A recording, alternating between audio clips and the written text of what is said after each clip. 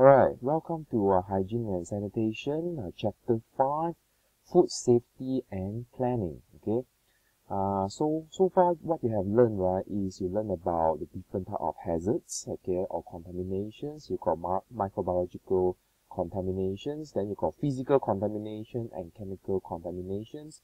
So we have gone through that. Then we spoke about the personal hygiene.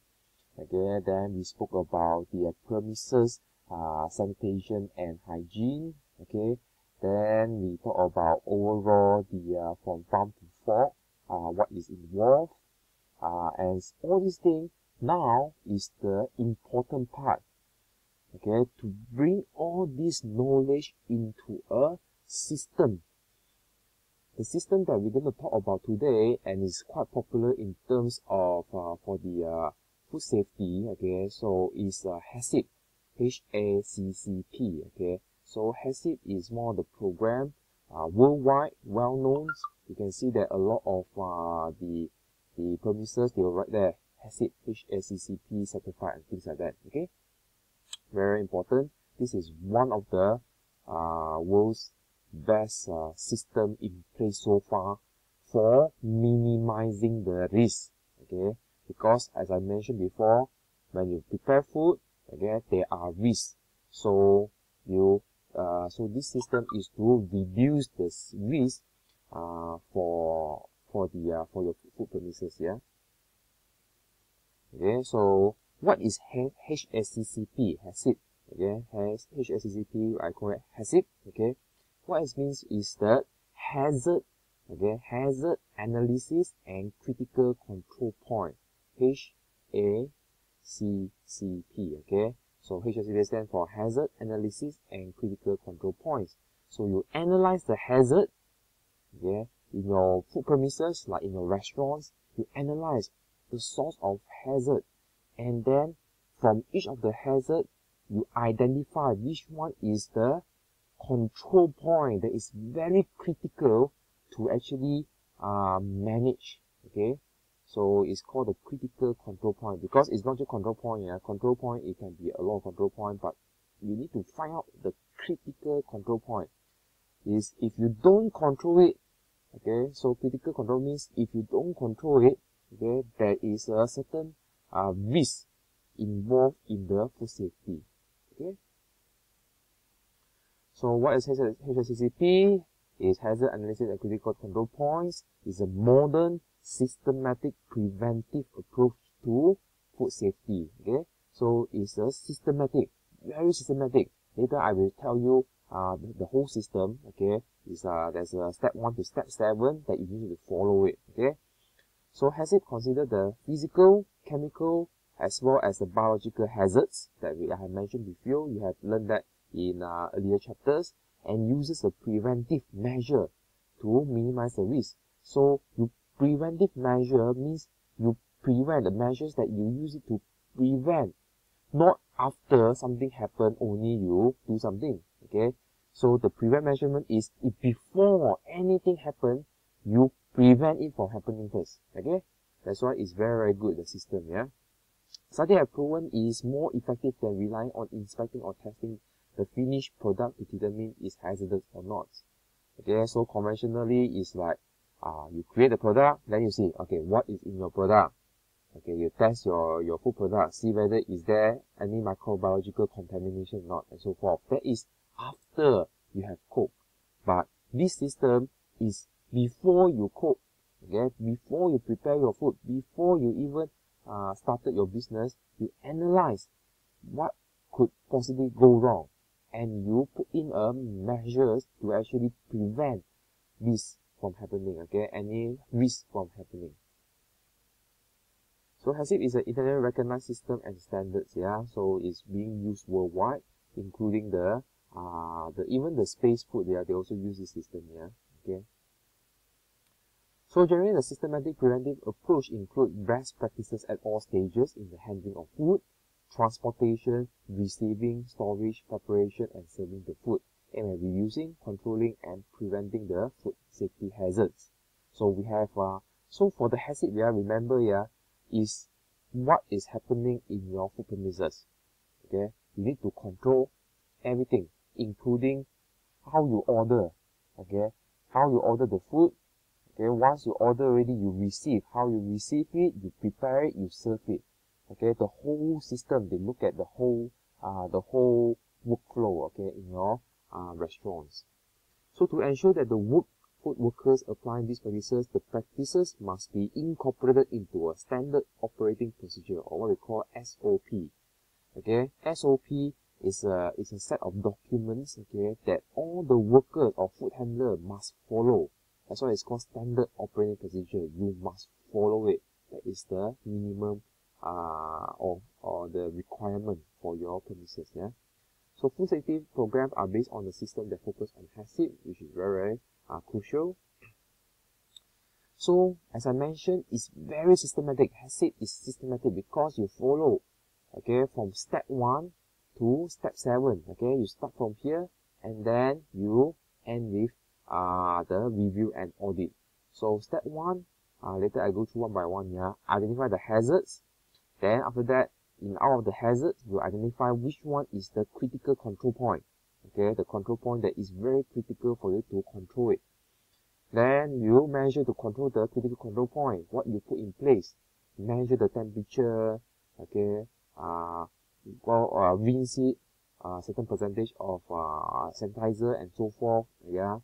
Then after that, after you put in the measure, you need to monitor to make sure that the control that you put in place is effective.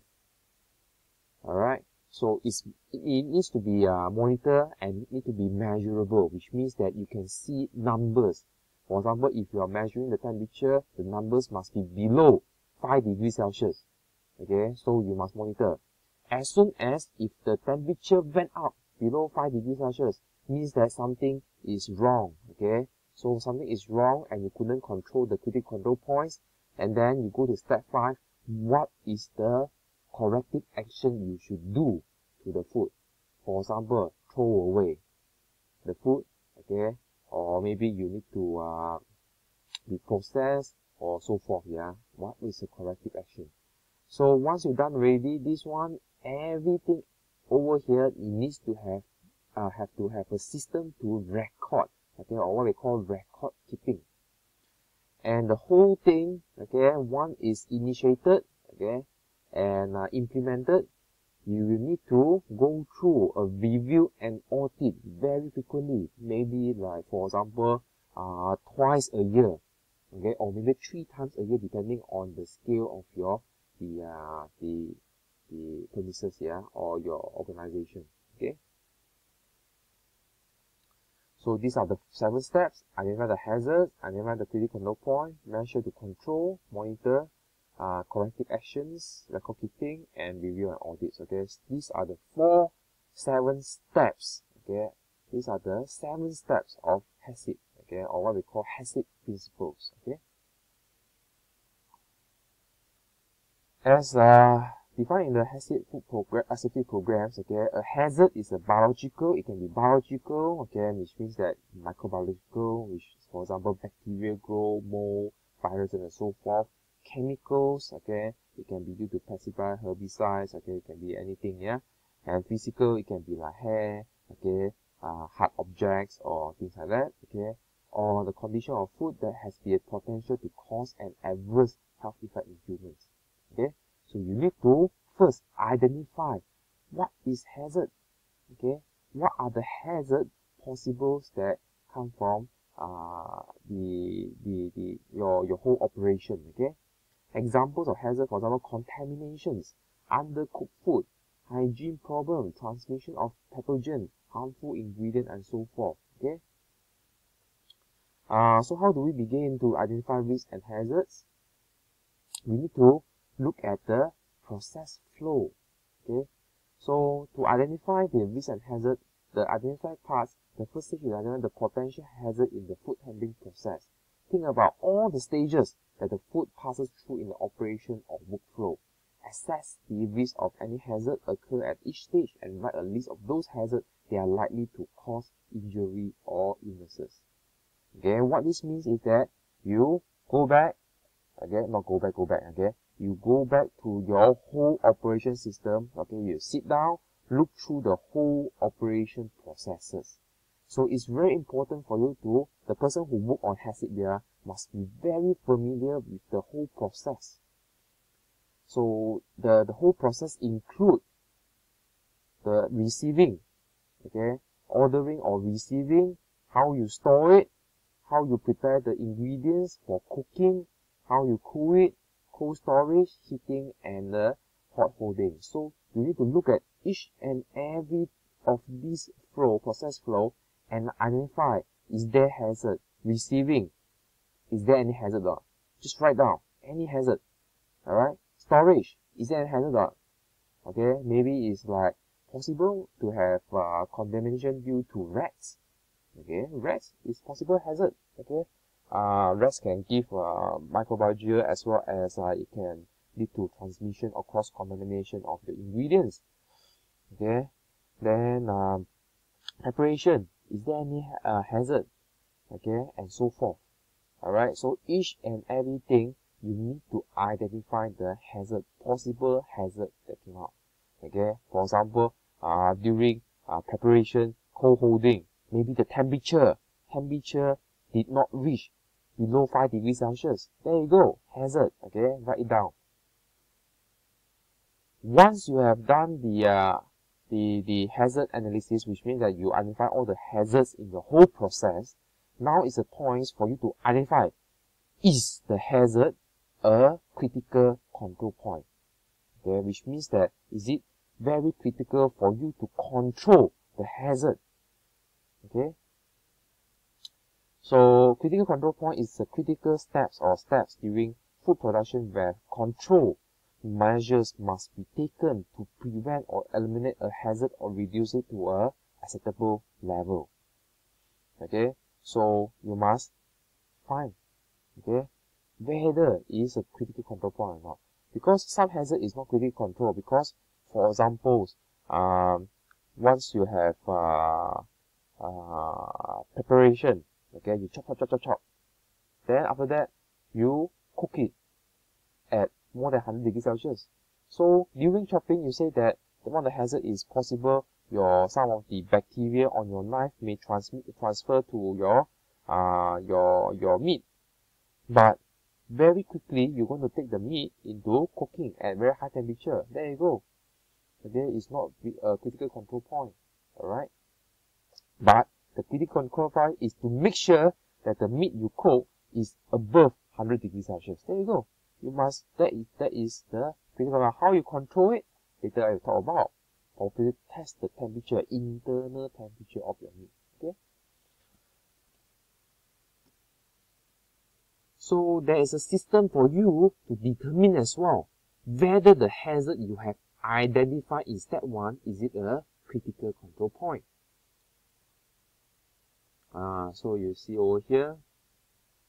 So you have another hazard, okay, each and every hazard that you have to do this one for each and every hazard you have identified. Okay, for example, you say that the hazard is possible the transfer cross-contamination of the biological or microorganism from the knife to the meat. Okay, so is control of this hazard necessary for food safety? Then you say, if it's no, it's not a critical control point, move on to the next one. Okay, whereas if you talk about the hazard, okay, if it's yes, then you move on. Could contamination occur or increase to an accepted level? Okay, if it's yes, do a subsequent step, eliminate this hazard. If it's no, okay, then you need to go to the last one. Are procedure in place and will they reduce or eliminate these hazards? If it's yes, okay, then this is a critical control point. Actually, this one, right, is a very good example I told you, yeah. From the knife, you say contaminated knife, but immediately after you cut the meat is going to be cooked in the stove. So cooking in a stove above 100 degrees Celsius, okay, is going to, which is the subsequent step, will eliminate this hazard. Yes. So this is not a critical control point. So you move on to cooking. Okay. For example, if it's cooking can be a hazard because the meat may be cross-contaminated, and if it's not cooked properly, then it will be cause some problems. So it's one of the hazards. Okay, so for example, you serving contaminated meats. Okay, so is this a control necessary for food safety? Yes, cooking is. So yes, could contamination occur or increase to acceptable level? It's possible. Okay, it's possible because as you cook, okay, before you reaching if you are cooking below the in the danger zone, okay, if you're cooking in the danger zone between like above 5 degrees Celsius to less than 60 degrees Celsius, yes, you can actually promoting, you're not killing, you're actually promoting the bacteria from growing. So yes, we will successful step environmental hazard. No, because after you cook, you serve.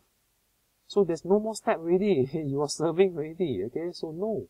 So our procedure in place and will reduce the hazard is yes, because you actually can have a procedure by checking the internal temperature of the meat during cooking. Okay, so it's a critical control point. Okay, understand? Okay, easy, huh? So use the cooking of the meat as an example, yeah. So what is the measure to control the CCP? For example, the cooking of meat. You have identified cooking of the meat is one of the critical control points. So how do you, what step must taken? Very simple for cooking meat. You need to poke the thermometer, okay, the thermometer into the meat or the whole chicken to check the temperature inside. Is it above like 90 degrees Celsius? And has it been maintained for more than 10 minutes? Okay, so that is the critical control point. Alright, so that is the measures that you put to control the critical point. So when you cook in, possible is not above 90 degrees Celsius. I thought, it's already cooked for 10 minutes. But when you poke inside, it's not above 90 degrees Celsius. Then something is wrong already. Alright, so possible, yeah, this is the danger zone that I told you about. Alright, okay, so let's come to the fourth one. Okay, monitoring. If it's not above 90 degrees, so what happened? What is the stage, or what is the corrective action you should take? Alright, so as I mentioned, monitoring is one of the very important. Alright, so monitor can be one of the measure the CCP to see whether is it effective or not. Okay, you can if for example, in this case, not the meat, in this case is the refrigerator that you store your food. It's critical, alright. Okay, because you may be putting a cold salad in there, and you need to store below 5 degrees Celsius. If it's above 5 degrees Celsius, your salad that is being served directly, it could lead to a problem. Because from the fridge, you're going to take the salad out directly, you're going to serve. The person is going to eat the salad directly. There's no more processing. Okay, so you need to monitor the storage cabinet you use it to store your salads, or maybe your cut fruits and things like that for serving. Okay, so temperature monitoring, very important, is one of the measures you use to monitor the critical control point. Okay, this is the one that I told you about, to poke inside the meat to make sure that the temperature is reached. Okay, poke here to make sure the temperature has reached. So what can happen? Okay, so you cook your chicken. You put the whole chicken into the oven for more than 20 minutes. Alright, so your CCP, the monitoring is to poke into the chicken. So you poke inside and realize that, hey, it's not even 90 degrees. I cooked for 20 minutes already, and it's not actually 90 degrees, above 90 degrees in the meat. Okay, in the internal temperature, it's not 90 degrees. It's only like 50 degrees Celsius.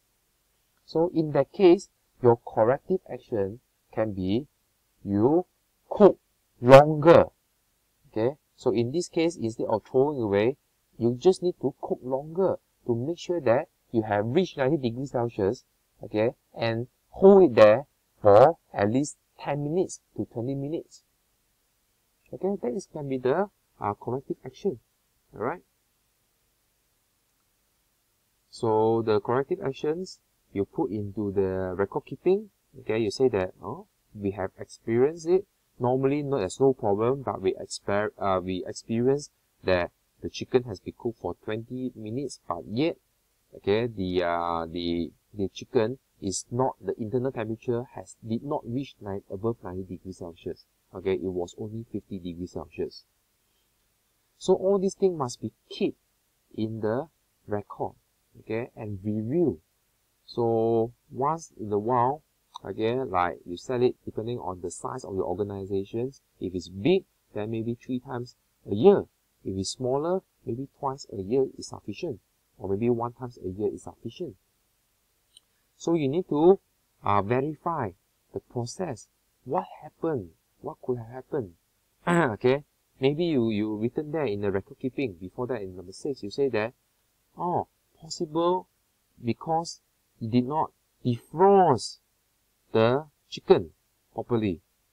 Okay, you did not defrost the chicken properly and you directly put into the oven. There you go. Okay, so you need to have all these records in there. That's why you know what happened. Okay, so you review the whole process and say that you need to add another critical control point is to make sure that after defrost, your chicken must be above a certain degree Celsius. Okay, for example, it must be below 5 degrees Celsius but above 0 degrees Celsius. Okay, before you use it for cooking, for example. Okay, so that can be added in another CCP that that for this the whole system, because you missed that CCP in the first place. Okay, so the whole CCP, HACCP, need to review and audit, okay, and change or add in another CCP when you deem necessary. Okay. So usually to develop HACCP plans, okay, you need to be in a professional setting. Yeah, okay, you need to have a team to do the HACCP. Not to say that, oh, I want to do HACCP, I'm going to do it myself. Actually, it's the whole team. You need to have a whole team to look at the whole process flow, okay, and this can take a few months just to complete the whole process. Yeah, again, depending on your organization. Okay. So all registered foodmen must have a good safety programs. Okay, a food safety authority. You have a list of high-risk food product businesses that must have a food safety program. Yeah. Okay. It must be audited by a third party auditor annually. Of course, it must be third party. It cannot be internal. Okay, internal usually there's a bias in it. The program can be developed specifically by the business in-house, or it can be based on the template provided by the food safety authority. Even the food safety program must be undertaken in a methodology way and outcome based. Yeah. Okay. The outcome will be minimizing the risk. Okay. Under a food safety program, a food safety supervisor must be appointed. Okay. That's why a food safety supervisor is to supervise the whole process, whether the HACCP has been effectively implemented to minimize the risk. Okay. For the food safety supervisor, the requirement is that he or she needs to know that how to recognize, prevent, and control the hazard. Formal qualification from a registered training organization has the ability and authority to supervise other people. Okay, and the respondent must ensure that the food handling is done safely, supervise food handling in the food business or food premise. Yeah. So for the food safety supervisor, usually you can attend a certification course. Okay, it can be like a 1 week program that you go in and learn and get certified, that to make sure that you are HACCP, you are qualified to become a food safety supervisor that oversee the whole HACCP program. Okay, they have all these programs here. As a food handler, okay, so food supervisor will supervise food handler. Okay, so food handler is the one that handling the food. So for the food handler, all staff members must be trained to be aware of their responsibility as food handler. That's why every time, right, you go to organizations, okay, they will train you what to do, what you should do. Okay, the SOP, standard operating procedure, okay, must be properly implemented. All staff should be made personally responsible for the food handling procedure they are assigned to. Okay, which means that, for example, the staff has been assigned to monitor the temperature of the fridge. They need to be responsible, not to say, oh, today I like to monitor, I monitor, tomorrow I lazy a bit, it's okay. No, they must have the responsibility to make sure that they monitor the temperature of the fridge, for example, if they're assigned to do that. All staff members involved through the food production step must work as a team to ensure that they will not cause consumers to become sick, compliance to the food safety program. Okay, so the food safety, the supervisor must oversee the food handler, and the food handler, they need to make sure that they are responsible for their every actions. Yeah. So food safety supervisor has the ultimate responsibility when the food safety issue happens.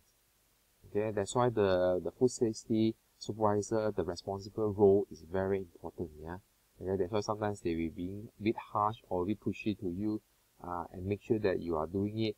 That is their job. Okay, if not, I will end with this slide. Okay, this actually happens 2 years ago. Okay, 2 years ago in Malaysia, in Bangsa. Okay, very unfortunate. Okay, someone actually took a picture of the worker washing the plates and dishes, all right, on the sinkhole. So all the pothole here, you can see here, after the rain, the roads with the pothole is being filled with water. So they use this road to actually wash and rinse the dish. Okay, so this photo become viral, and the authority went to shut down the restaurants. Okay, when being shut down the restaurant, the food safety supervisor or the manager directly they say, oh, I didn't know that this happened. Okay, a manager, okay, or a food safety supervisor just push the responsible away and say that they didn't know that that happened. By right, the food safety supervisor or the manager should actually look at, okay, how they actually wash the dish, not push it. If that has happened, if that has been done by the manager or the food safety supervisor, this picture would not exist at all. Okay, so I'm not sure how many if there's any like consumer or the patrons actually get sick from this. Okay, of course I wouldn't want that to happen. Okay, but this shouldn't be happen at all. Okay, so this HACCP system is very powerful. Okay, you should practice. Okay, to identify there's a template. I'm going to attach with the I'm going to attach in the handout. Okay, so look at it, some examples. And if you have questions, please ask in the Padlet. If you got no question, please indicate you've got no questions. And remember, when you do that, write your name and your student ID for marking attendance. Okay, students, please take note. I see that more and more students did not actually mark the write down in the Padlets. That's the only way for me to know that you actually watch the video and participate in the learning. Alright, if the attendance is not has been missing out a lot, you may be barred from attending the final exam. Yeah, okay, so I wouldn't want that to happen. That's why I have numerous times to actually remind students to actually indicate in the Padlet for the marking attendance. Yeah, okay, so please remember to do that. Okay, alright, so thank you very much. I will end my presentation here. Yeah.